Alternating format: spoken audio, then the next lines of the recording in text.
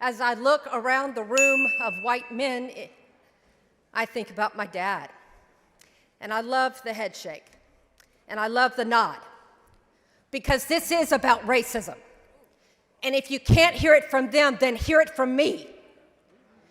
As a white woman and a daughter of a man of privilege and power, he knew that his strength was to bring people that didn't look like him to the table of government.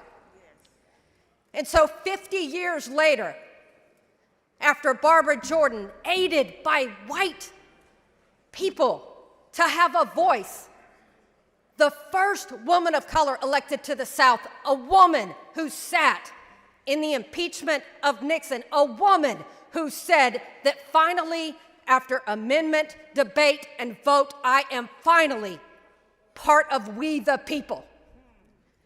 To stand here as a 50-year-old woman and know that we now go back in time. So let's talk about cowardice and cheats.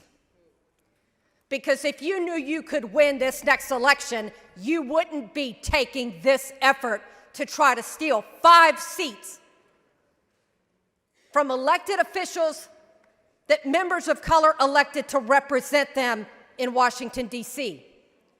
You wouldn't be doing everything you can to take this coalition of diversity and stand up at the mic and say, why are we doing this? Because we can. And you shield your racism with your party, with ignorance and arrogance, to come up here and say, to be honest with you, I haven't read the bill from the other side. To be honest with you, I haven't talked to the lawyers to be bringing this before it. Because you think that people will give you grace on ignorance and arrogance around party because you can't admit that the root of all of this is about racism and power. A power grab. A pure power grab. And so I'm going to ask, don't shake your head. Because I'm going to give you a moment to prove what you mean behind that. Because when Donald Trump called Georgia Republicans and said, hey, boys, I need you to steal me almost 12,000 votes. To those men credit, they said, no, sir. We already know what Governor Abbott said. In a few minutes, we're going to find out what y'all say. Vote no on this bill.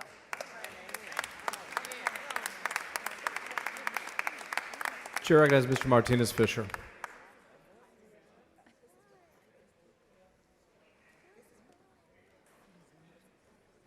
That speech wasn't just brave, it was necessary. In a political climate where gaslighting has become strategy, it takes real courage to strip away the party labels and call power by its true name. What we just witnessed is why representation matters, not as a slogan, but as a safeguard against silence. When leaders stop reading the bills they pass, stop listening to the people they serve, and start treating power as entitlement, democracy begins to rot from the inside.